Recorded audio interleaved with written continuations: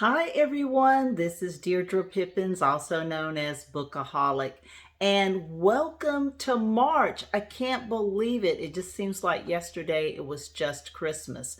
But now it's March, also known as Women's History Month. And we will be celebrating Women's History Month through reading and all kinds of facts and information on this channel. So let's dive right into what we're reading for March. I have 5 books selected for the month of March. Now you may ask, okay, so she had 2 books for January, about 4 books, I think it was 4 books for February, and now she's got 5 books for March. And you might ask yourself, why do I have so many book options? Why don't I just have one book option like a book club? Well, first of all, it's not a book club, not a book club yet, but I wanted reading to be a lot more relaxed for people so that they can have a choice. You don't have to read all 5 books for the month of March, but it gives you a choice, and you may not like one of the books, but you may love one of the other books.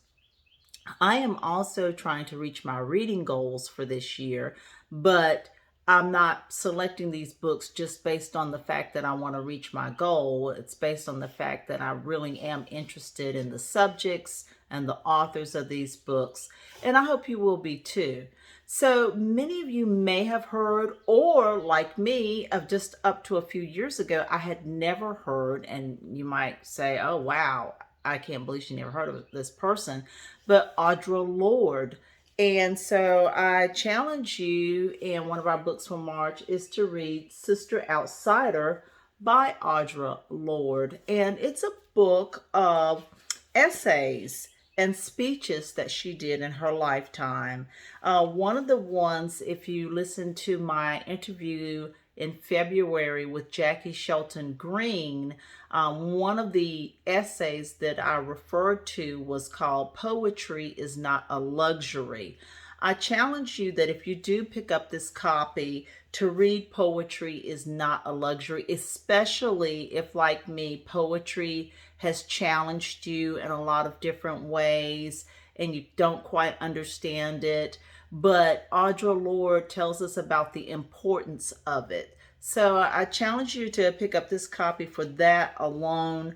Audre Lorde was known as a feminist.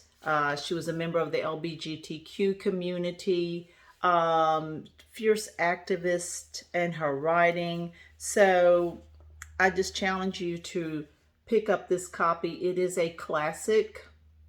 And as a matter of fact, this particular copy that I have is from the Penguins Classics. So pick up a copy, and hopefully we can discuss this a little bit later. Another book that I recently purchased is called Looking for Lorraine, The Radiant and Radical Life of Lorraine Hansberry. And as you should know, she is the author of the venerable play, A Raisin in the Sun. And so she died very young in 1965 at the age of 34. So that's, intriguing enough. But as we all know, the play A Raisin in the Sun, I wanted to see who was indeed Lorraine Hansberry. We only seem to get blips and blurbs of Lorraine Hansberry, but I really wanted to wrap my mind around her. She also was a member of the LGBTQ community, and I just want to dive more into the life of Lorraine Hansberry, figure out who she was, why did she write, what her lifetime was like, her very short lifetime was like. And this is by Imani Perry. So check this out. The next book I have is called The Age of Phyllis, and this is by Honoree Jeffers. I hesitate to pronounce her middle name that she always has with her books, but I don't want to mispronounce it at all. I started reading this last night. This is a book of poems from Phyllis Wheatley. Well, not from Phyllis Wheatley, but based on some of the imaginings that Honoree has done about the life of Phyllis Wheatley, and based around the life of Phyllis Wheatley. And it may or may not, I don't want to say if it contains poetry from her, because I just started it. But anyway, the first section that I read, which is broken down into various sections, but the first section that you come across and that I read is called, this particular book is called Before. And so I read that whole passage, and it is incredible. Again, poetry, and just as I just got finished saying, poetry has challenged me, but Honoree has done a wonderful job, at least so far, with poetry and explaining the story of Phyllis Wheatley. So I challenge you to get this copy. The next copy is a contemporary book, and I believe it was this author's debut novel. It's called My Monticello. Came out last year by Jocelyn Nicole Johnson. And it says, a young woman descended from Thomas Jefferson and Sally Hemings, driven from her neighborhood by a white militia. A university professor studying racism by conducting a secret social experiment on his own son, a single mother desperate to buy her first home, even as the world hurtles toward catastrophe. Wow. Each fighting to survive in America. Well, that sounds very intriguing. And I think this was written, I won't say in response, but I think after the Charlottesville fiasco, racist fiasco, this is what was an aftermath of that whole event.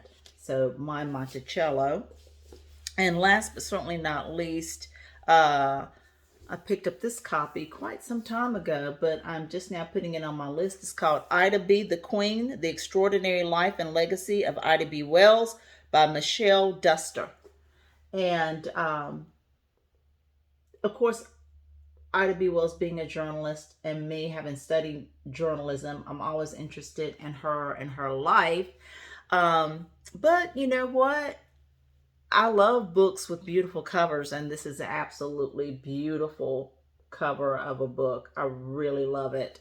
So I'm going to give this a read too. So that gives you 5 really great options, I do believe, that centralize books that centralize on women's history, with Audre Lorde and Lorraine Hansberry's story, Phyllis Wheatley, Ida B. Wells.